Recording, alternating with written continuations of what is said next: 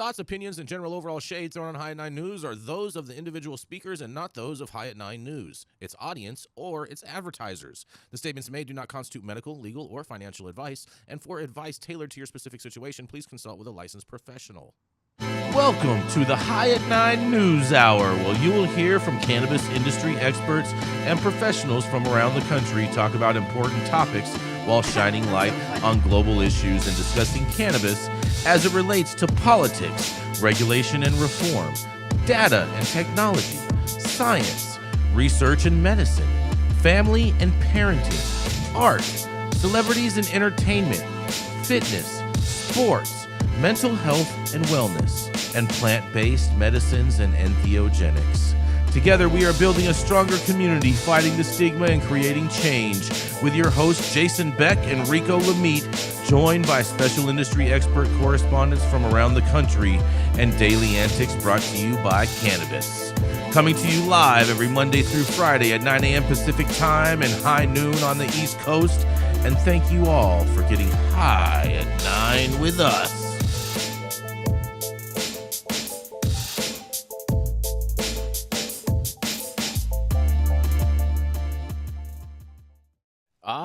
Yeah. Good morning, everybody. That's right. It is Thursday, August 8th, and it's 8/8. So shout out to all the 8ths out there. Today is Today's National Pickleball Day, Rico. Well, since when? This shit's been around like a year. No way. I played pickleball in junior high in PE class. I love pickleball. I've never heard of that shit before. White boys started playing that shit at the beginning of COVID, bro. Stop it. What? Stop the cat, bro. I remember playing it. I remember playing it in 6th grade, bro.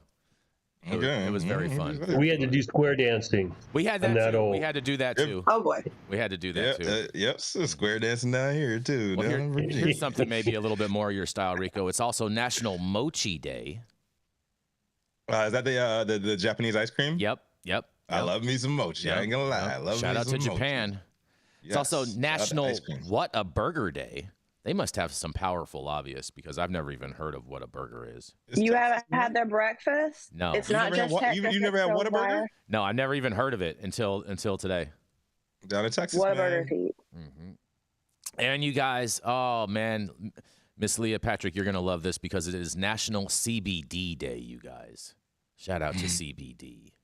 CBDOs. Yes. It's also National Dollar Day. And I need a dollar. And oh man, I think this might be one of my favorites. It's also global, not just national, but global Sleep Under the Stars night tonight, you guys. Perfect night for a camp out. Really. Kind of hot, dude. We need to scroll that. Oh man. Other way. There we go. Thank you all for joining us and getting high at 9 with us. It's also high noon on the East Coast. And please remember to like, share, and subscribe to us on all social media platforms. You can look up above and see exactly where we live on the internet. And we are live every Monday through Friday on YouTube, Rumble, Twitch, Twitter, Instagram, Facebook, and on our very own website at www.highat9news.com. We're kicking it off first. That's right. We have the dope dad himself, Mr. Rico Lamitte, the Quasimodo caretaker, the baby daddy specialist, and the professional diaper changer. That's right. It is the dope dad himself, Mr. Rico Lamitte. Thank you. Yes. Champion of the people is in the house. Oh, boy. Here we go, baby. Jason, what are your thoughts on police dogs? Police dogs. I mean, police dogs are necessary for finding things like fentanyl and other things like that. Yeah, man. So, I mean, the history of, like scent dogs, scent hounds. Isn't that where man's best friend came from? Arguable. Okay. History's kind of weird, but just wondering. Yeah, but the Celts, the Celts are thought to have bred the first scent hounds by crossing Mastiff type dogs with sight hounds. During the Middle Ages, monks and Belgians bred the first established scent hounds. They're called the St. Hubert hounds, which are ancestors to today's bloodhounds. And sniffer dogs, on the other hand, were trained to find a variety of things, including drugs, human remains, explosives, survivors of wreckage. And they can be useful at crime scenes, such as trafficking down bodies, or in less serious situations, sniffing out smuggled drugs at the airport, post office, illegal firearms, you name it. But they're also hired for private security, with some companies training elite teams of these dogs to make them feel like they're safe, for some reason. So scent hounds were the first to believe to be bred back in the Middle Ages. Sniffer dogs were more recently, and some of the first sniffer dogs ever used professionally were actually brought to help the police hunt for Jack the Ripper in England in 1888. Since then, they've become a go-to tool for law enforcement agencies worldwide, found to be useful at crime scenes for trafficking down bodies, or in less serious situations like the ones we were talking about. But in America, sniffer dogs and racism have evolved into two of the most commonly used tools for law enforcement agencies to detect marijuana. See what I did there? So what happens to these canines once cannabis is legalized? Jody Gray, a Temecula, California-based canine trainer, said that in most states it's declared that these dogs must be retired from drug interdiction duties. This is because of a defense lawyer trying to get results of a search omitted from a trial will say that the dog smelled cannabis and was alerted. Smart drug dealers will have cannabis planted in between their other illegal drug stashes. But this does not seem to be what's going on in Whitehall, Ohio, which is a suburb of state capital Columbus. NBC4's Katie Millard posed the question that now that legal sales of recreational marijuana are underway in the Buckeye State, are local law enforcement canines trained for cannabis detection out of a job? The short answer, no. Millard reported that Whitehall law enforcement officers said 2 out of their 3 dogs are marijuana imprinted. However, this does not make them useless. And officers and officials said having this unit is very beneficial. It's valuable right now, a valuable resource that we have because Rico essentially is a tool for the officer to use, said Whitehall officer Matthew Perez, Rico's handler. Rico is a Whitehall's newest I can't canine. believe they called you a tool, Rico. I'm a dog, you know. He is not trained to detect marijuana. Whitehall Deputy Chief Dan Kelso said that this is something that the department has been working on for years. Once hemp was legalized, most, if not all, training from that point on from anybody that trains dogs stopped imprinting dogs on marijuana. Sniffing out cannabis is not the only thing Whitehall canines are used for. Kelso said that they are looked at as quote-unquote dual-use dogs. They're imprinted to find drugs, but they also have a secondary use, which is tracking suspects, protecting handlers, finding articles, searching buildings. But once canines are marijuana imprinted, they can't be untrained. If nothing else, the way that they go about traffic stops may change a bit. Regardless, Officer Perez says every time he stops somebody, he asks the same question. Hey, since laws have changed recently, are there any guns, drugs in the car that include marijuana? Perez said, quoting his new routine. If people say that there's no marijuana paraphernalia, meaning, there's no pipes, there's no grinder, there's no marijuana roaches in the car, then it's good to run your dog, even though they are marijuana trained. So if there are those, then we call out the dogs that are not trained on marijuana, like Rico here. So again, that's a very valuable resource to have that option. Well, it seems like a bunch of bullshit to me. The real Rico, not this dog Rico. The Columbus Division of Police said that they also have not retired any of their canines. Officers said that they have 11 dogs that are active and on service, and while they can't disclose how many are marijuana imprinted, they say that their handlers and dogs are trained to detect multiple things. Earlier this year, Ohio lawmakers introduced a bill that would give police agencies grants to offset the cost of occurring training and equipping narcotics dogs that do not alert to the smell of cannabis. Kelso said altogether, canines are not cheap. Okay, so cops in Ohio are saying that in the effort to save a few bucks, they are keeping all these service animals on duty that have been trained to do one damn thing. I don't care if they're claiming it's a dual-use dog. That's bullshit and that's a lie. This, to me, is no different than transferring a cop found to be abusing power in one department to another lesser known, where the locals may or may not have the proper resources to fight back legally. And what do you know? Somebody's mother's head gets blown off after she made the damn 911 call asking for help. I'm a huge dog lover. Everybody knows that. I have been my whole life. But in my opinion, keeping these dogs in service is a disaster waiting to happen. And the repercussions from said inevitable disaster will be way more costly than decommissioning or training new slave-catching canines for other duties. I'm Rico Lamitte, the dopest dad on the street for High 9 Shoes, High 9 Shoes, High 9 News, all that shit. Get rid of these damn dogs.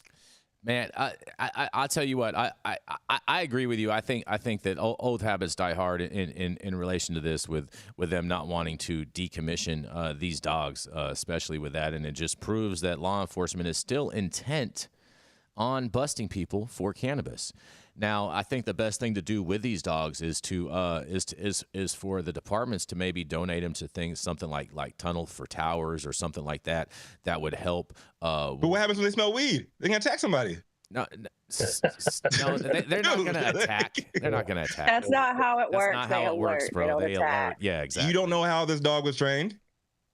You can say that's not how it worked. I do know how do you have the chain of custody where this damn dog was trained by a racist ass cop that is like, oh yeah, get that motherfucker right there. You're just gaslighting. Old habits die hard, just like Rico and race baiting. You know, we can't get away from it. It's not race baiting. We have data showing this kind of shit happens time and time again.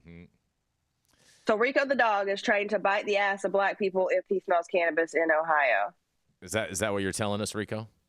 I'm saying get these dogs the hell off the department. We smell sweet potato pie, huh? I'm giving. You know that. There's some Oreos over here. I just happen to be presenting a solution that I think that would benefit, and I think these police departments would get a lot of great positive press if they didn't donate it to something like Tunnels for Towers or something, to where they would help injured veterans in their homes and whatnot to do basic tasks, and that's not a lot of training that they would need to do for these dogs in relation to repurposing their uses. I don't trust it. Well, if they're going to use this dog at all, it can't be for drug identification and alerting. Just because if it alerts to anything that is cannabis related and it's legal to be in the vehicle, and you lose your probable cause to do a search, it's not authorized. Oh, I have the best idea, actually, Rico. Even better than that. You know what they should do? Have you ever seen how they have in some prisons that they have like a pet program? Where like if you're a good inmate, you get a pet. That's what they should do is put these pets in like some type of a prison program with inmates for the inmates and let them take care of them. And then they would just walk them around the things, and they always would be constantly checking for contraband at the same time. That sounds like a disaster waiting to happen. Just saying. It smells cell phones. Yep. They smell lithium. Oh boy. These dogs can only smell one thing, man. You just love to. They smell melon. They don't love to get. They can't differentiate between fentanyl and a cell phone and weed and cocaine. They're not that well trained. You guys, man. And if it's a guard dog, then they typically aren't trained to alert. They're there to bite the shit out of you and to protect their owner. If they're told to attack, they do. And if it's a drugs, how many of them are labs? I had a bunch of labs before. You tell them to attack, they just kind of pee themselves. Oh, boy. They're not attack dogs. Most of them are the German arguments Shepherds. are given are just horse shit. Yeah. I don't know. These dogs need to be taken off the force. So I think it's a lawsuit waiting to happen. I think it, and all jokes aside, a lot of those things were jokes. You should say all gaslighting aside too. You love gaslighting people too, Jason. You know that. That's why I love you too. but all jokes aside, I do believe that this is just a disaster waiting to happen. There's several lawsuits waiting to happen right here, and just like my man Cody, who was a former canine trainer down here in Temecula, man, like these dogs must be decommissioned. California didn't decommission their drug dogs when legalization happened. They should have. Well, they haven't. Just saying. They should have. You just you know. Can we check and see if they're biting people in the ass? Yeah, still, I don't know of any with reports, and I haven't seen any lawsuits because we would have covered that on High at 9. Well, even if it's not a lawsuit, you're gonna get off the case, like he said, like Cody said, man, like a smart. Well, then it's dealer, helpful. a smart drug dealer, hint, hint, plant some weed in with your cocaine, in with your fentanyl, and if that dog was alerted by the smell of marijuana, guess what? That is not probable cause. All right. We're going to extinguish all of this gaslighting because this fire needs to get put out, and we're going to go to a commercial and be right back. Canine trainer said that, not me, brother. I bet. Oh, man, that was weird. Hey, you, America. Do I look like Sean Connery?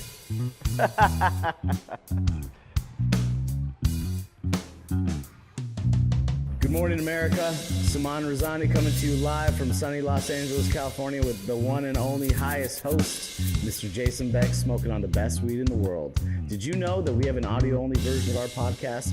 You can find it on Apple, Google, Amazon, iHeartRadio, and Spotify. No excuses in 2024. If you haven't checked us out, check it out now. And also, check out what the Prophet's doing in 2024. Stretch it out.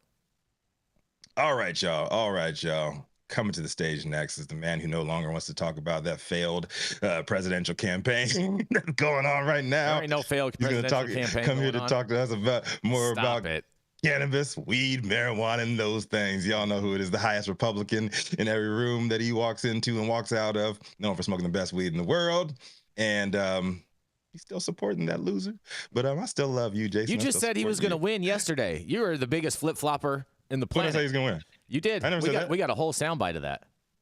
No? Yeah, in yesterday's show.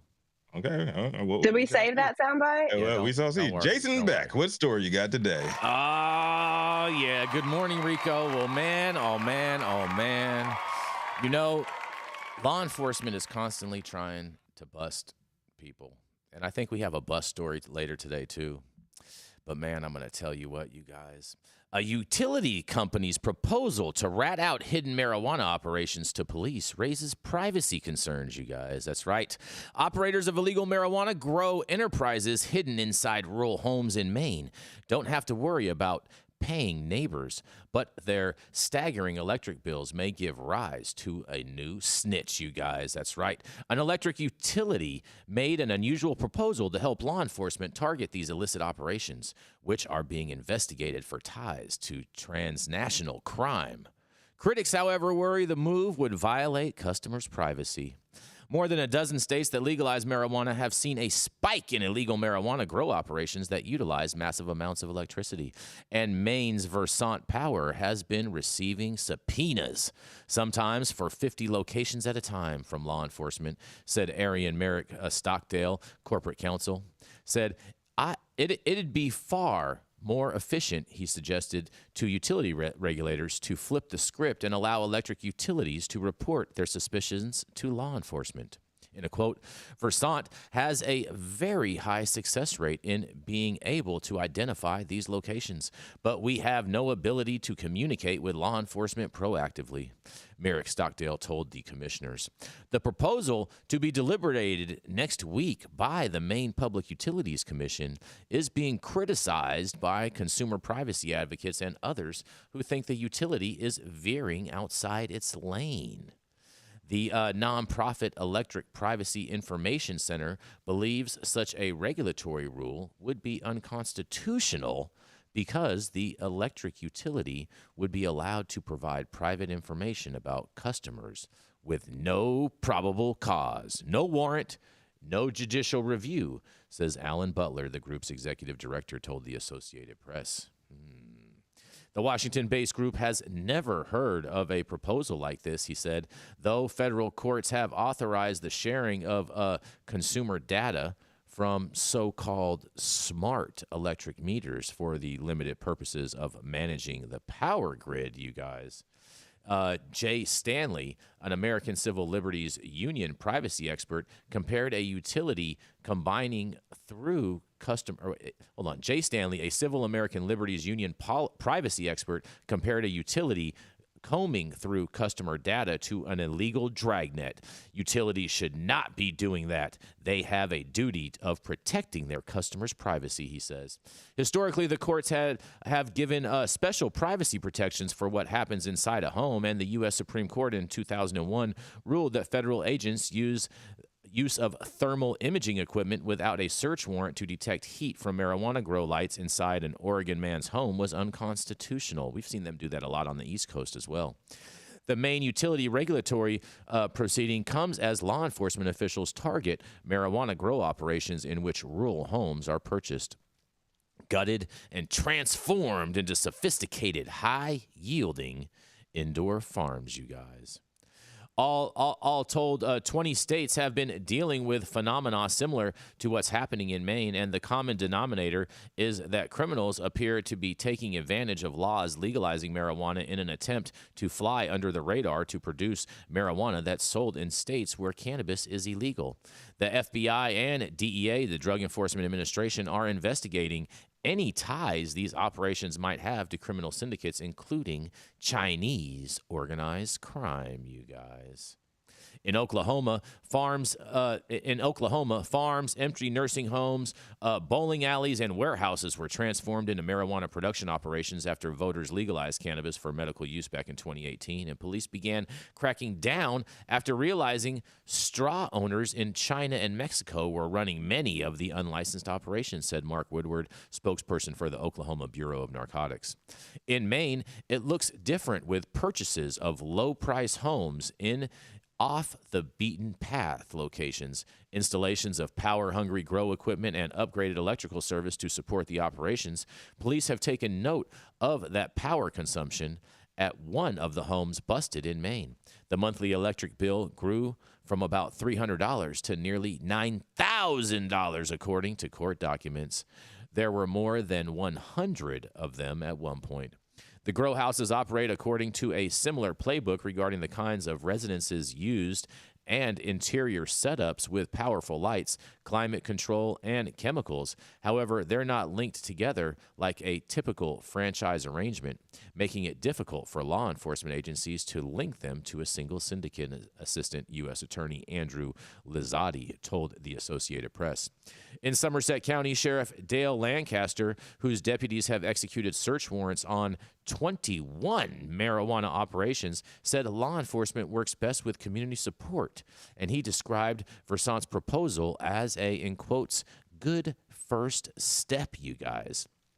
Republican Senator Susan Collins, who has aggressively pressed the FBI about illegal marijuana operations, also supports Versant's efforts to be an ally with law enforcement agencies, and in a quote says, cooperation between Maine's electric companies and law enforcement could be of tremendous help to the county sheriffs and other officials who have been working tirelessly to target these illegal grow operations, she says. Versant's proposal was discussed by the Maine's Public Utilities Commission earlier this year, and Versant pointed out safety concerns for its workers and the public, including potential fires from overheated equipment caused by improper customer installations, and some workers have noted electric matters that were too hot to touch at the illicit operations, you guys. But Derek Davison, a member of the commission's staff, mused about the possibility of a threshold for reporting electric consumption spikes to police, but noted that there are sometimes legitimate uses and says in quotes, who just have astronomical usage, you guys. Mark Morissette of Central Maine Power said it's, in quotes, seems like an eerie line to even consider crossing, and backed his call for caution with an example of a hundredfold increase in electricity consumption after a flood, which necessitated temporarily heaters and fans to dry it out. CMP, the state's largest electric utility, now formally opposes the change, but will continue to fully cooperate with law enforcement if customer information is requested through a subpoena, said spokesperson Jonathan Breed. Well, you guys. Oh, hold on. There's a little bit more. My bad. Maine public advocate William Harwood is also against the proposal, arguing there are too many legitimate reasons for growing customer consumption, such as the installation of heat pumps and electric vehicle charging stations, and says in quotes, "We believe that utilities should focus on consumer needs and service to consumers rather than alerting law enforcement to questionable consumer behavior," he said. Interesting, you guys. Man, oh man, oh man. It sounds like Maine is trying to do basically what Amsterdam did to root out all of their illicit grows, which pushed everybody over to Barcelona and throughout Spain. But man, oh man, oh man, I do think it's a privacy violation, but I can't wait to hear what you guys have to say about this. It's nothing new. Privacy don't exist no more. Hold on, one at a time. That's true. People have this belief that they have a right to privacy, and I'm just telling you that concept is very tenuous today. And I don't know if these utilities are actually state actors or considered part of the state. If they're a private business, then there's no obligation that they keep anybody's information private. They can give it up if they want. And the other issue here is reporting that you've got an excessive amount of electricity. I don't think it's probable cause by itself. It may be a suspicion to go out and check and see, does somebody have an EV charger, or they put in a heat pump? Anything you can see lawfully, you can see in plain view from a lawful vantage point, you can go out and look and see and do some investigation, see if there's a reason they might be jumping this up. And right now, people give up so much information all the time and then want to scream, I have a right to privacy. And the problem is that if you give it up to non-governmental entities, and you know, what right to privacy do you have? I'm glad you said that, Dale, because as always, I follow the money on this one. And so Versant Energy in Maine is owned by NMAX, which is a large Canadian energy conglomerate, and they have been making a major push towards renewable energy over the last few years. Over the last 12 years, they've been heavily committed in switching over everything to renewable sources, right? And so this whole thing, in my mind, if you look at the big picture, they're trying to push people to get pissed off, get this in the headlines, and you're going to see a massive shift for people who actually care about privacy to move over to solar, to wind power, and other renewables. Ooh. Because they've made a major investment over this. In the last few headlines, big headlines that they've been in, listen to this. So NMAX named is in April 17th. NMAX named one of Canada's greenest employers. April 9th, NMAX works toward resilient grid through partnership with several solar and wind powered companies. NMAX announces Capital Power evaluation, and their ESG report tops the list of all Canadian companies. This is the Green New Deal is coming to Vermont. Jason? This is Maine we're talking, not Vermont. It's right next to there, though. It is close, very close. Very, very close. It's Canadian invasion, Jason. Y'all talking about the southern border. Lord. This is I've already been talking about Canadian invasion. I've been saying we need a wall there too. Right? Oh my goodness. Right? A wall, not a walls. They're coming for your energy. Not a wall. It's definitely not a wall. Yeah. I mean, this is not a new thing. This happened in Colorado, and it was widely known that it happened in Colorado. So, you're kind of figure out your meter and try to figure out how to roll your meter back or whatever shady stuff you might do.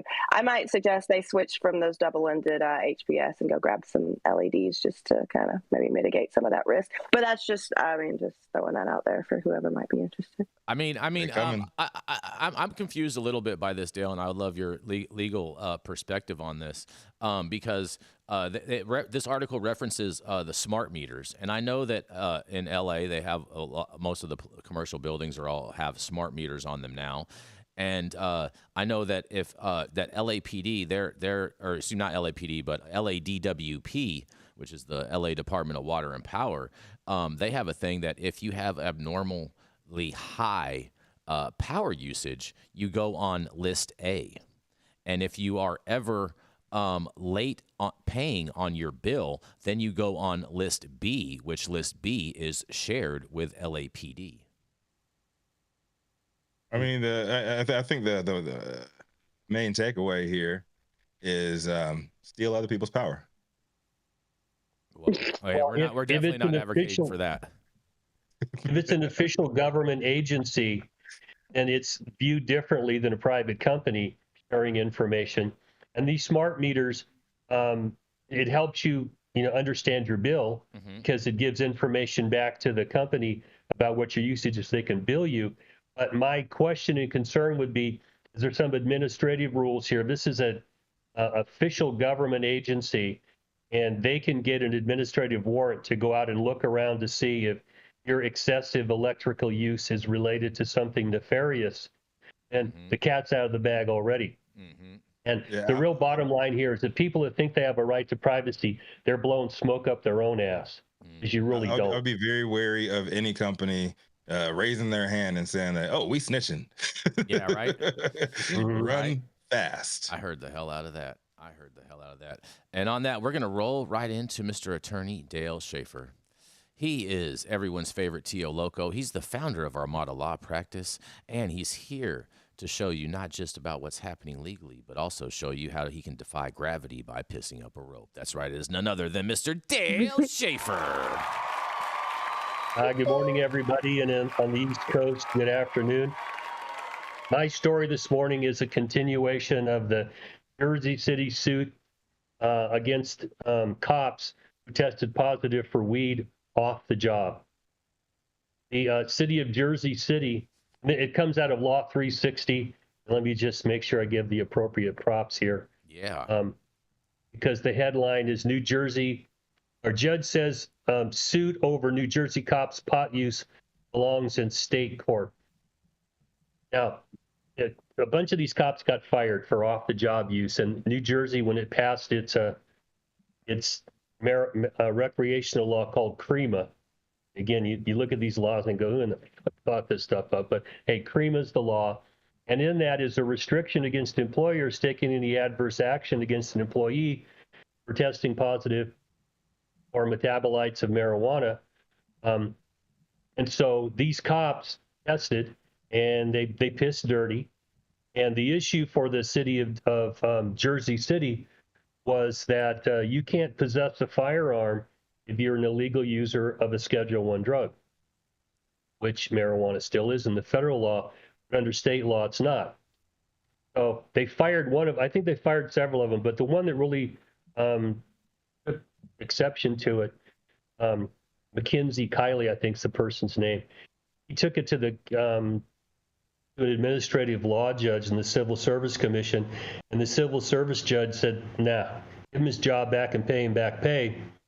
And one of the arguments that the cops made is that possession of a gun through a governmental agency is different than possession as a private citizen. And so the judge bought that, and the city raised its objection that this law is preempted because it violates federal law. So all those are before the New Jersey courts, but the city of Jersey City ran into federal court to sue the state of New Jersey and these officers. And so what the federal judge did is he took a look at the fact that there's these ongoing suits in New Jersey, that the state had raised all of its appropriate objections and defenses, and that it was going through the system. So the federal judge said, nah, I'm not going to take this case. I'm not going to exercise jurisdiction because all of the issues are before a state court, and this is going to waste a lot of time. But he didn't dismiss it. He stayed the action, which means you can't do anything now until the state level proceedings are all completed. And then you have 60 days you can come back here. And if you want to adjudicate this issue of whether federal gun laws preempt this state statute, then do it. Now, one of the issues that comes up when looking at the constitutionality of a statute is you ask the question, is it unconstitutional as it's written, or is it unconstitutional as it's applied? And in this case, the way the statute is written is very neutral. It describes that an employer can't do certain things if you're a lawful user of this stuff. And so as it's written, I don't think it's challengeable. But as it's applied to cops, I think that's where the state's going to have some issues here. As long as that federal law is in place that prevents you from possessing a gun if you're an illegal user of a Schedule I drug, i.e. marijuana. Now, this is not the end of it. There's other cases out there where cops have challenged this. One of them was a DA, as I recall, from some Midwestern state. And we will follow this as it goes through the system. But what I suspect is going to happen is that it's going to take an appellate court in the state of New Jersey to try to deal with this. And preempting state laws because they violate these federal laws is tricky, because if it's just, you had marijuana, then that's not preempted by the state law. By the federal law. It brings up a lot of Commerce Clause issue. But the gun laws are in the Second Amendment. And as we've talked about recently, the Second Amendment has now just been blown wide open. So I really don't know how this is going to turn out if it gets into the federal system, or if a state appellate court holds up this federal gun law to these recent gun decisions. See whether cops have the ability to use cannabis off the job and still have their gun rights. Because as I pointed out before, no one was prevented from having a gun while using drugs until very, very recently.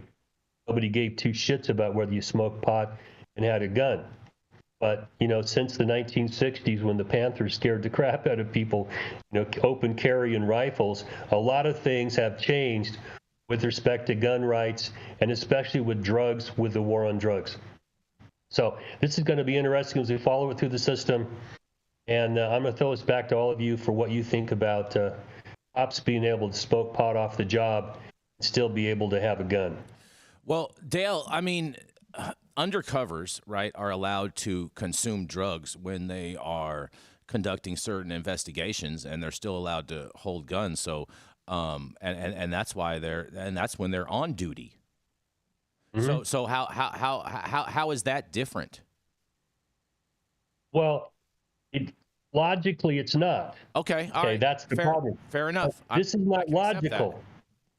There's nothing logical about this shit, because what the court did with the recent Tahimi case, I think is what the name of it was, is that they said, let's go back to 1789 and look for comparable situations in the history of gun control. And what that means is nobody has any idea what that's going to mean. Mm-hmm. We're going to have to litigate this stuff for years to figure out where are the lines. And I think that the Supreme Court's itching to throw a lot of these cannabis issues out because they just go way beyond the Commerce Clause. Yes. And I think we've talked about that before. Mm-hmm. I think our current Supreme Court, with its conservative majority, is taking a look at how far the Commerce Clause has gone.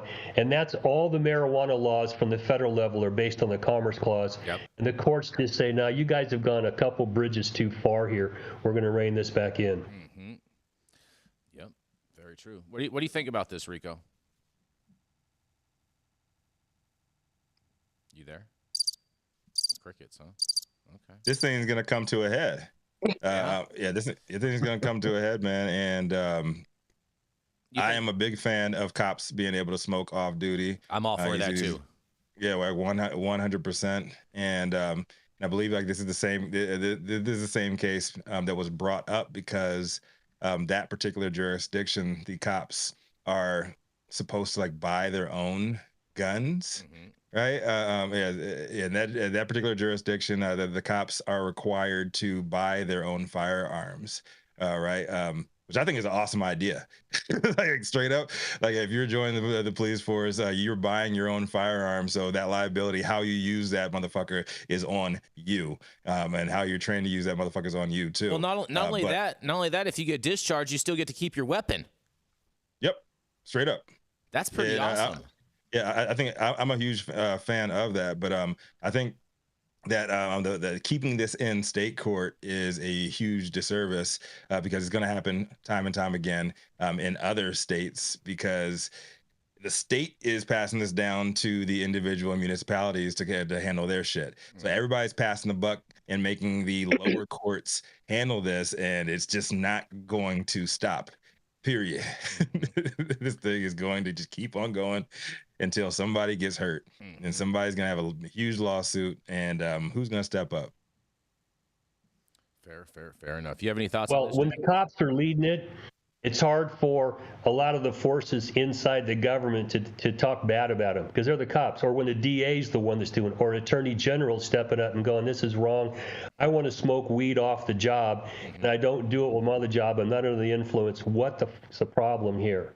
Yeah. And that's the situation we're facing, because it's not me as a stoner felon, coming in there and saying that this is cops, this is district attorneys, these are attorney generals. They're saying we want our officers to be able to do this and not be punished. And I can tell you, I've been inside law enforcement enough to know that their drug of choice is alcohol.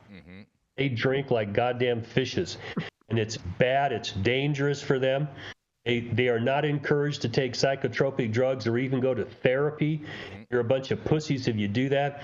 So smoking weed, I think, is something that will help calm down the anxieties of the law enforcement officials out there, and I'm all for it. I've just known so many cops that were wound up so goddamn tight.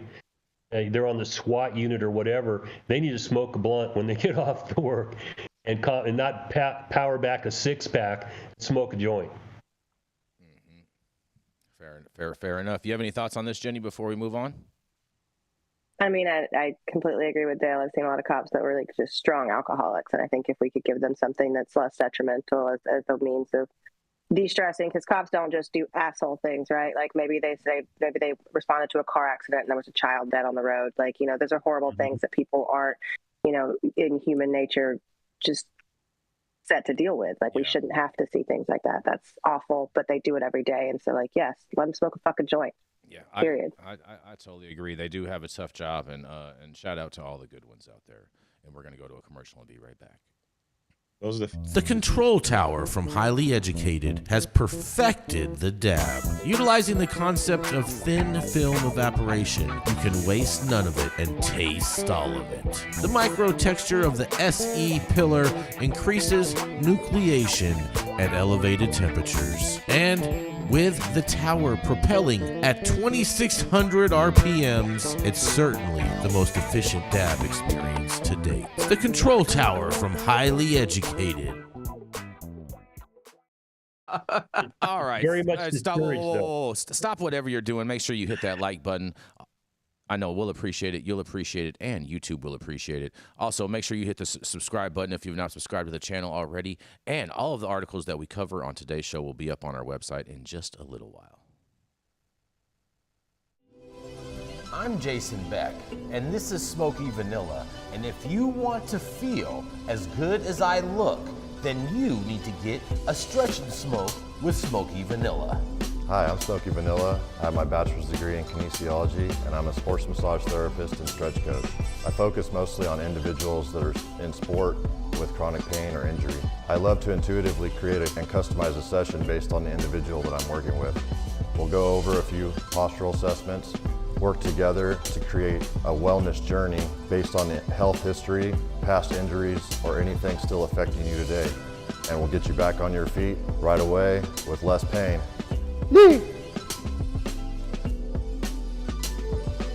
We're about to stretch, and then we're gonna smoke, because we're gonna get on our stretch and smoke.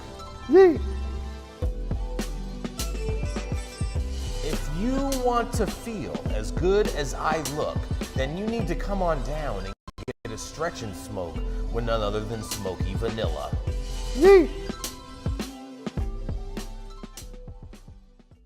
Cavalry. Oh, yeah, y'all.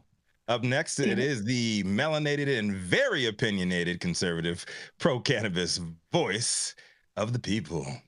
Candace Owens, eat your heart out, because coming to the stage is the mind behind Kind, the cannabis consultant, and she is the juice behind Justice Serve 501c3.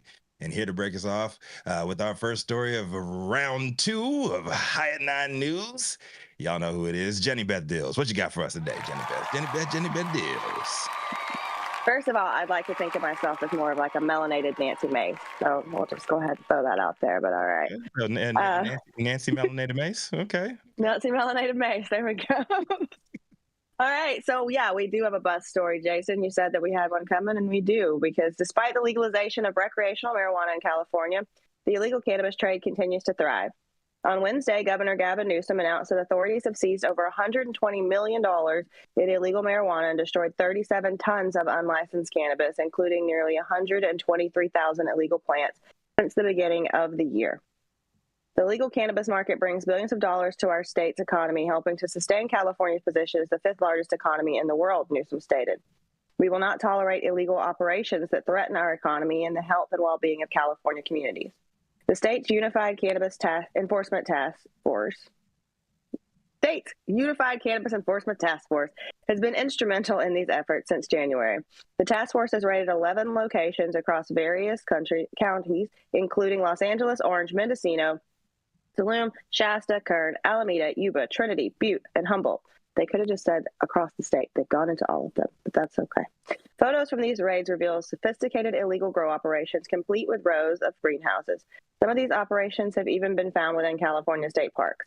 Newsom established the task force in 2022 to enhance collaboration among local, state, and federal agencies. Since its inception, the task force has seized over $495 million worth of unlicensed cannabis, executed 309 search warrants, made 38 arrests, and confiscated 150 illegal firearms, including 22 this year alone. California's journey with marijuana began in 1996 when voters approved its use for medical purposes.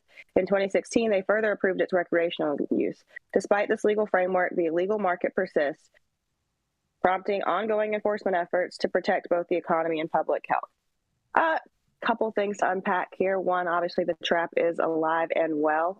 California has a robust history of growing marijuana, and I don't think that a lot of people are going to change the way they feel about that and are going to change the way they do it, especially as you head on up into the hills. And I think that, you know, people, as long as they're growing whether their rights are fine, when we have issues and we see these cartel grows and the violence that kind of ensues around them. But I'm going to throw it back to you guys because I love seeing Gavin Newsom talk about cannabis enforcement without ever admitting to that big old grow he has ownership stake in right on the watershed in Mendo. So throwing it back to you guys and see what you think. It's pissing up a road. Two raids, $120 million. Yeah. No, it was not two raids. They did not say how many raids this year. Well, you know, they're just saying since the beginning of the year. They're saying year to date. You know who did say in here is Troy Lawrence, who said that there was 70 plus raids just this week up in the Emerald Triangle. The cup is coming up, bro. Croptober is coming up. They're trying to catch you before you have a chance to cut down those earlies. Exactly. And that's exactly. They're like, but when it's too big to move. So yeah, they know what they're doing. The helicopters are coming. There's 70 raids, but how many hundreds, if not thousands, of grows do they have up there? I mean, this is PR at its base, because you know the locals want, you got to come in and do something about all these illegal growers. Yeah, so they take a few out. Some of them are just stupid enough to grow out there with like a middle finger to whoever flies over. But I don't see them up on Murder Mountain. Those fuckers shoot back. They won't come back. Got those grenade launchers for those helicopters out there. Out of good old Garberville. Yeah. Why don't they dedicate some of these resources into lab testing? They care so much. Well, because that's not why we're paying taxes to the general fund. We're paying it so police can have things like fucking tanks and flak jackets and fucking, Tesla trucks. The thing that's right? We have the first Tesla truck. That motherfucker gonna fall apart like all the rest of them. The AA batteries fall out the bottom. Go ahead, Yarrow. The thing that's challenging for me is this antiquated notion of measuring the efficacy of law enforcement based on the street values of cannabis, and this notion that we got X number of pounds, X number of guns, X number of dollars. There's like these columns where we have this sort of crude rubric that's been used primarily in the press to demonstrate the value of these actions. And what we know in the past is that when street value was being measured, a lot of times law enforcement was taking the entire plant, including the root ball, and weighing that and then extrapolating a street value on a street that doesn't exist anymore. And so when they don't provide a breakdown to allow us to offer an analysis, those values are meaningless. And what's more important to me is the values of the organization and the departments. I would like to see statistics about the number of regulated cannabis businesses saved. I would like to see statistics about the amount of resources they're going to put into propping up the regulated market. I would like to see statistics about the fixes and the solves that they're going to employ in the next quarter related to the lab testing issues that have come to light in this last quarter. And so to me, when I hear these columns of statistics that we have heard for decades, some of which are questionable because people can sort of put their finger on the scale to get a better number, it saddens me because I don't think we can enforce our way out of an unregulated market. I think we can incentivize people by creating a vibrant, robust, regulated industry where people can have fun and make money. And when Newsom does this and sort of trots out these statistics, the press release or the article includes statistics that go back since the inception of this program, which is a way of sort of like puffing up your chest and trying to make you seem like you've done more. What it doesn't say is how much it cost to do this. Mm-hmm. And so I think public policy should often be measured through the lens of cost benefit. And if I don't know what the taxpayers paid to underwrite this failed approach to Prohibition 2.0, it's hard for me to be excited about any of it. You're absolutely right, and to throw back to what Dale said earlier on the program, that makes logical sense. The problem is they don't give a fuck about logic, and in order to do these studies, I guarantee you they're going to say, "Oh, we don't have the funding to find such statistics." And on that, we're going to go to our last commercial, and we're going to be right back. Increase the budget to enforcement, though. I just ordered the summertime strawberry salad when added steak on top here at Anna's. Make sure you do the same thing too next time you're in downtown Long Beach. Come on down and check out Anna's Joint on the 400 block of Pine Street. They have amazing selection of beers, foods, and when you come down here to Anna's, you can even challenge me to a game of shuffleboard if you want to lose.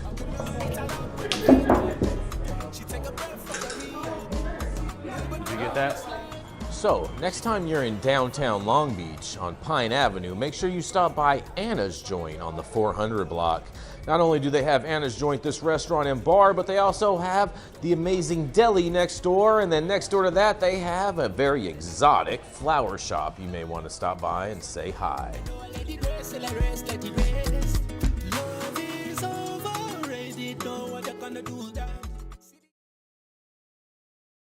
And we're back, guys. We're back. Coming up next, that's right, it is the man, the Sebastopol sage himself, Mr. Yarrow Kubrin. The man who's so short, even his kids troll him constantly. That's right. It is none other than Mr. Yarrow Kubrin.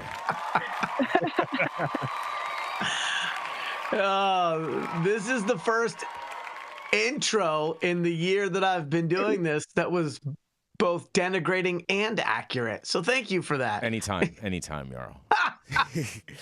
Good morning, High at 9 News viewers. Thursday, August 8th, rounding out the hour here. This is Yarrow Kubrin, a 2-time-a-week pundit here on the show.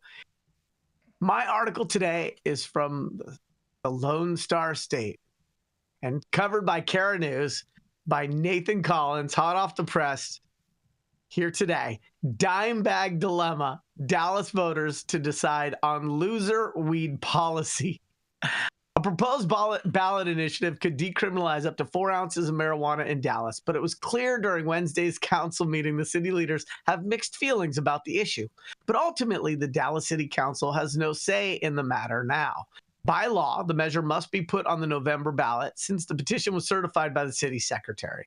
The petition was started by a group called Ground Game Texas.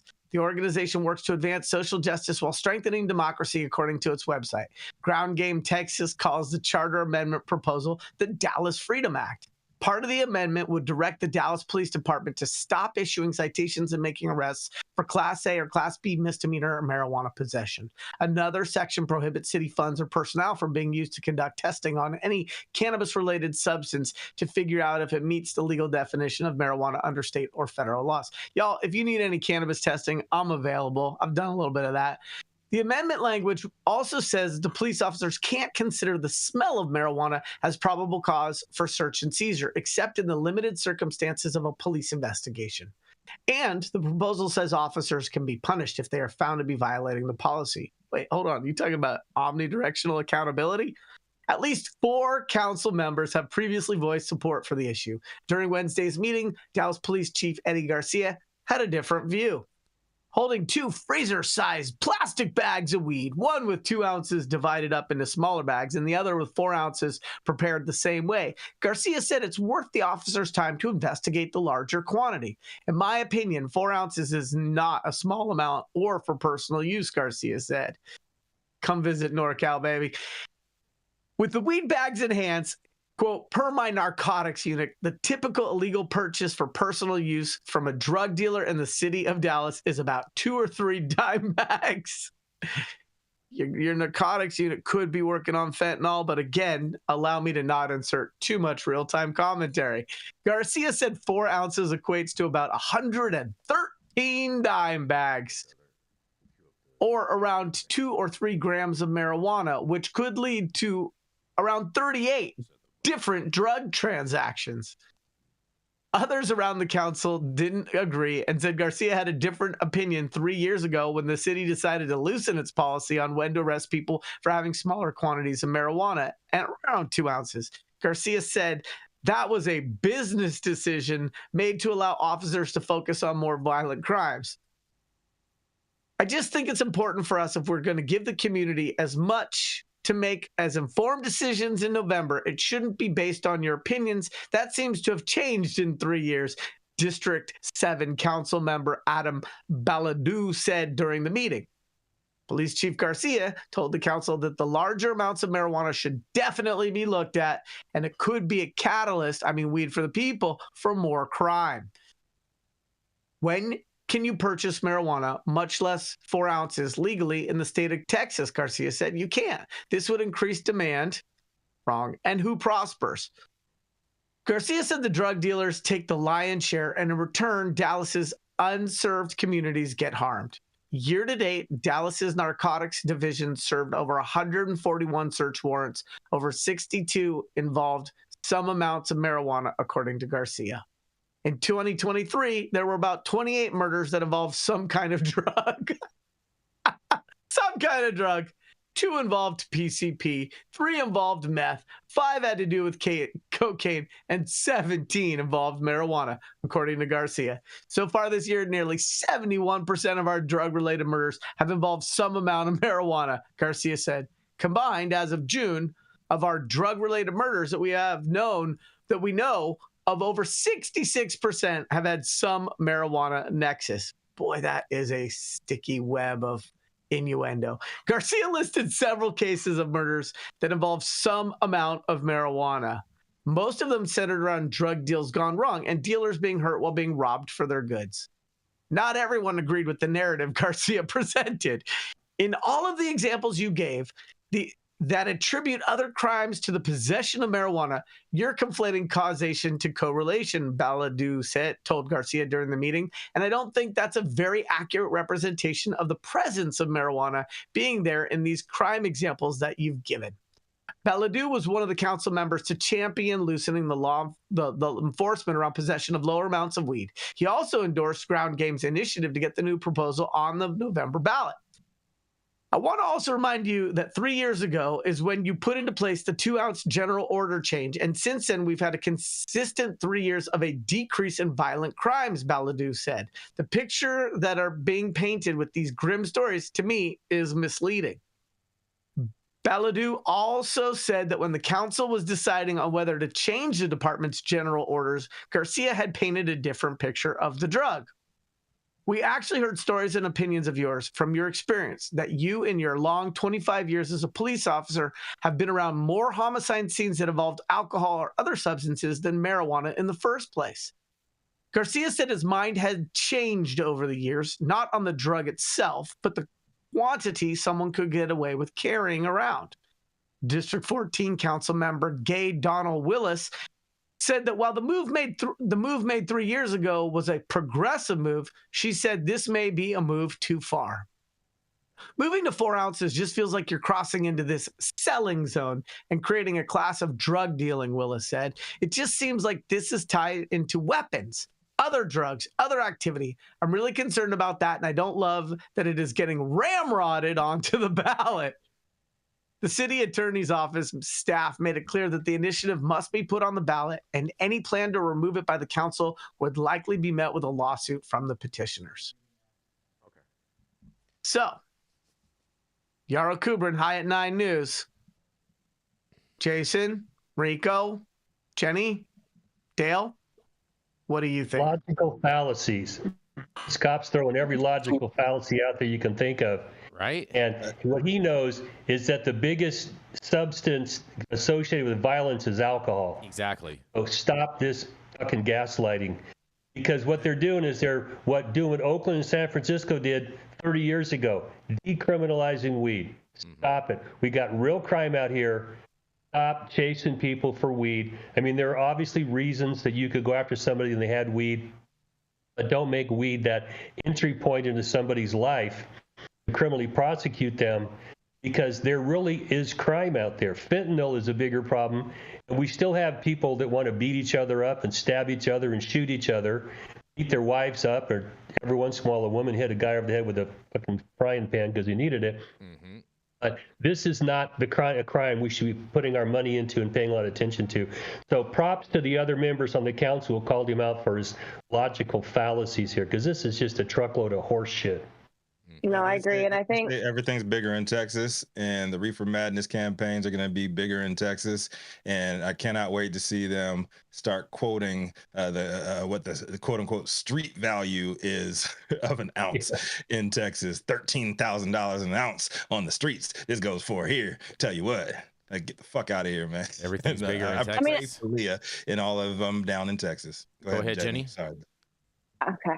I mean, I think that until the packs actually start shooting somebody in a drug deal gone wrong, it's not weed that's killing people. It's people killing people. And yes, people do get shot in drug deals gone wrong all the fucking time. But that's not the plant's fault. That's not to say that there weren't other substances there. That's not to say that's somebody tried to rob somebody. Take the weed out of it. And honestly, if they really want to use weed as the issue for people getting shot in drug deals, then they need to point the finger back at themselves, because the only reason why there's the illicit deals going on is because they won't decriminalize this.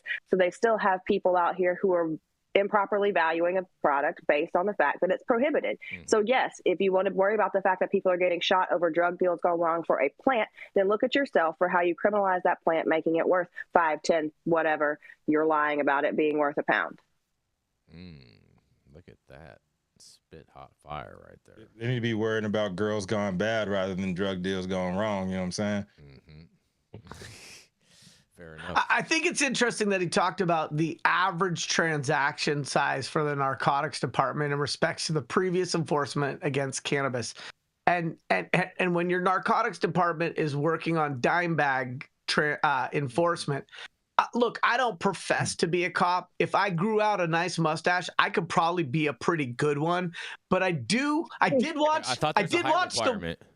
Oh, stop it! Stop the cap. I did watch The Wire for 11 seasons, so maybe I could opine on that. Mm-hmm. I thought the only reason why 5 seasons, bro. What you talking about? 11 good seasons. catch. On, Thank you. I'm glad you're paying attention.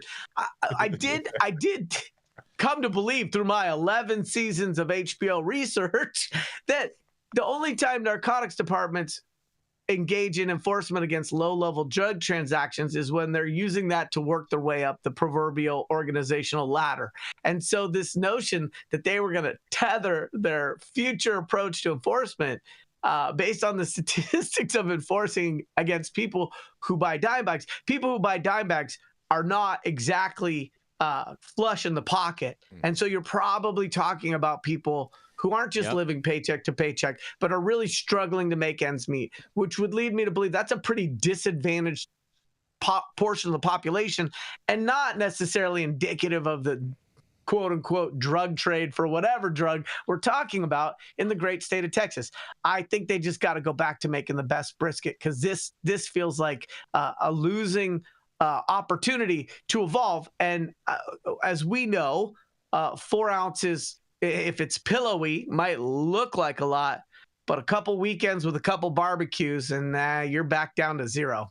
Mm-hmm. Shout out to barbecue, man. Shout out to barbecue out in Haiti doing the damn thing. Speaking of fires, I have a final fire story to gaslight all you guys on today. Go on with it. Yeah, you are gonna love this, you guys. And there's a lot of governmental hypocriticalness in here for you, Rico. Okay, because as I name them off, Kentucky, Indiana. That's right. Indiana law enforcement warns of possible charges if marijuana is brought in from Ohio, you guys. As of Tuesday, that's right, adult use marijuana can be sold in Ohio, and dozens of dispensaries across the Buckeye State made their first non-medical sales as early as 7 a.m. However, the 2 other states that help make up the tri-state do not allow for adult use sales, though Kentucky does have medical laws in place. Traveling with marijuana across state lines is against federal law. We've said many times here on High at 9 News, according to the Ohio Department of Commerce. And this says, we asked customers who were waiting in line at Ascend Dispensary in downtown Cincinnati if they were aware that taking marijuana to another state was totally off limits, you guys. In a quote, first quote says, I was aware. I did a little research, said one man. Another customer told us he had just found out within the past week that use in other states and taking the products across state lines is illegal. Indiana State Police Trooper Sergeant John Perini said there can be confusion over rules from state to state, but not knowing the law is not an excuse, he says. In a quote, says, Indiana state law does not allow the possession of marijuana, but I think people don't take the responsibility to research that before they travel through Indiana or to Indiana, Perini says. Similar restrictions are in place in Kentucky. However, and in a quote, they say there is no legal possession of adult use marijuana in Kentucky. It's still a Class B misdemeanor, according to Campbell County Attorney Steve Franzen. And another issue concerning law enforcement there in Kentucky is those who may take the decision to drive after using cannabis products, whether in Ohio or elsewhere, they say. In a quote, they say, just like with alcohol, the trooper has to prove there is impairment. They have to develop probable cause to make an arrest, Perini explained the approach to investigating a potential DUI. Perini also told WCPO that officers keep an eye out for any possible traffic violation that would lead to a suspicion of someone driving impaired. It can include speeding, swerving between lanes, or not using their lights or turn signals, you guys. Well, I can't wait to hear what you guys have to say about this. And just to think, the governor just a few months ago was telling medical patients that they can go out of state to purchase cannabis and bring it back and cross the state line, and yet he's saying the same thing, but just totally backwards. I can't wait to hear what you guys have to say about this. Man, can't nobody afford no $250 zips. What the fuck are they talking about? Mike Pence, man, Kevin Sabet behind this shit. this fear campaign. Just saying. Man. I'm just saying. How are they going to stop these people? I mean, we can't stop every vehicle because it's not feasible. It's not logical. They don't have the manpower. And there's major freeways. And unless somebody's doing these things that they're claiming they're looking for, they don't even have a reasonable suspicion to stop them. This is gaslighting at its greatest. Well, I mean, they can use something as simple as out-of-state plates for probable cause. With that, in all reality, Dale, we saw that happen in Nebraska, with Colorado. If you had Colorado plates, Nebraska and Kansas. Yep, Kansas. Maybe that's what they're gonna do with those police dogs. They're gonna loan them over to Indiana and Kentucky. That's something else. I was about to say, send Rico over there so he can sniff but if it you're out. from Indiana, you're going to have Indiana. Red Rocket. I mean, I don't think working. This is crazy. Yeah, I don't want to go to Indiana anyhow, but yes, we do know we do know how you guys feel about it because you're very long arm of the law loud about it. But yeah, I think that they just need to focus on bigger things. Like if somebody really wants to go get some weed cookies for grandma or whatever the hell they're going to get, they're going to do it. You're not going to catch them every time, and honestly, you're missing something important while you're worrying about these frivolous actions. Yarrow, muted. You're on mute, Yarrow. You're on mute. You're on mute. Oh, that's beautiful. So go. you can get weed cookies on the unregulated market. You go to the regulated market and you're getting some strawberry mint gelays. Okay, you get some great edibles once you start getting a commercial kitchen involved. The thing that is such the obvious solution here is stand up your own program. Have your own set of state regs. If you have issues with borders because you have programs in other states, find a way to look at what's working in those other states and cut and paste, motherfucker. It's not that difficult to come up with a program that draws upon the successes in other markets, makes the adjustments for the failures in other markets, i.e. not taxing everybody at every stage of the supply chain. I don't know, Yarrow. It seems to be that difficult. We've not seen it happen yet. Every time the state is losing and they seem not to be able to comprehend how to do this thing the right way. They take the worst of other states and they just implement it in their systems. Well, okay, fair. And look at Ohio, even with their 10th.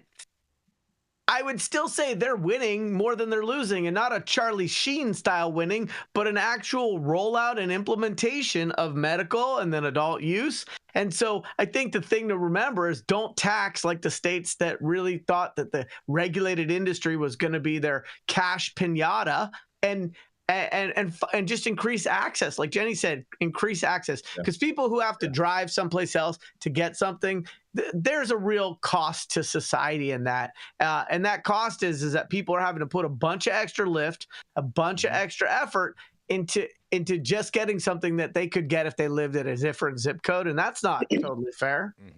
Yeah, I think we found the real reason why they sell eighths, because they're going for the same price. That's why they're selling tenths. That's why they sell tenths. Oh, man. Oh, man. Speaking of that, we did have one super chat in here from the C word, and this goes perfectly with that, with your topic, Rico, because he says, I'm learning so much this morning. Y'all rock. Well, thank you so much, the C word. I get some wagon. Oh, appreciate the C word. Oh, shout out to the C word. Wrong button there. Wrong button. Oh, man. Sleep at the wheel. Good thing. And here's the other thing. They talk in this article about impairment and being able to prove impairment. And we've talked about that on this article. I mean, on this show so many times. There is still not a scientific based framework for measuring impairment, given that cannabis affects different people differently. And I don't understand why they've been trying to crack the code on that in a variety of markets and at educational institutions, and they still haven't done that. I don't understand. If they had that, it would make a lot of law enforcement and highway patrol people's job that much easier. And it would also prevent people from getting DUIs merely because of ingestation instead of intoxication. Well, good conversations today. Yes. You ready, Rico? We did it on time. We did it, man. Yes. We did it. Not really. We did it, Joe. Thank you all for joining us for yet another episode of High at 9 News. You can catch us live weekdays, 9 a.m. Pacific, high noon on the East Coast. Big shout out to our super fans showing love. The C word always coming through. Thank you, baby. Thank you. Shout out to the And getting their comments posted live on the big screen. Today's big one, obviously, from the C word. If you want to get your shit up there, too, throw us some dollars. We are for sale. Big love to the rest of Whoa. our fantastic live audience and online supporters catching us across all media platforms, tuning in each day to the headlines of chaos, also known as the development cannabis industry. Our vetted correspondent team tuning in from all over, even the Shire today. Big shout out to Yarrow Kubrin tuning in. He came in a little late, but he had a little business to take care of under that tree up in Sebastopol, aka the Shire, California.